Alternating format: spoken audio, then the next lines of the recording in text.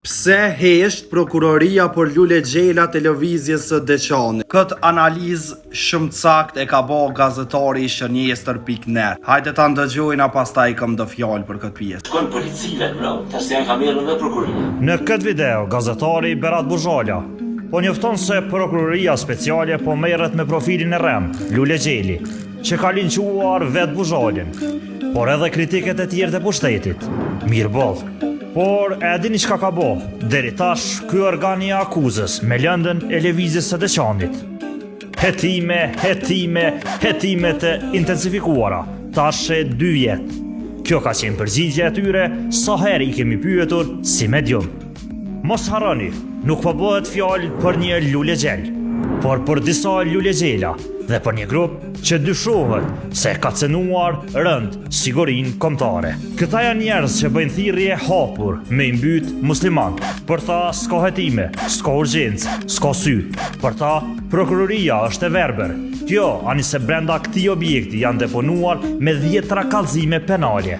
Pse o Blerimi Sufaj, o krye prokuror i prokurorisë speciale, ka reagim veç kur preken dostat medial, e nuk ka reagim kur po kërkohet çfarosja e 94% të popullsisë. Pse?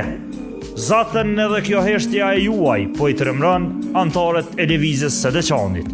Sidoqoftë, nëse diçka u ndodh muslimanëve në këtë vend, përgjegjësia morale dhe institucionale do të bjerë mbi prokurorinë speciale për mos reagim ndaj denoncimeve publike. Faktet janë, por veprimi nga ana juaj po mungon. Vllai nderuar, e di pse heshtin? Veç këshurmagishtin edhe e kupton. Çe për qa heshtin? S'dyti i pas shumë komente. Ato në Facebook ku e keni postuar ju këtë videon, thanë që domethënë 7 lëvizjes Deçanit nuk kanë kërcënu, as nuk kanë ofenduar musliman. Unë jam njëri prej tyre, më ka ardhur mesazhe, e kum pas videon edhe është hale. Qaj personin fjallë duke më thënë që ku më të kallë me acid se pse pembron fejnë islam. Une pse nuk i kom denoncue është e vetmja që ki arsye, sepse në krye e kam Blerim Isu. Prandaj vllai dashur, halal për këtë video, e halal për këtë analizë të sa që ja ki tregu vendin, sepse kështu e meritoj. Une dit për dit përballna me islamofobat edhe me ata që janë të lëvizjes Deçanit, duke më kërcënuar, duke më ofenduar, vetëm pse kallëzoj realit që besa më prekun edhe në familje, që shqiptari nuk e ka pas këtë sen me prekun familje kurrë për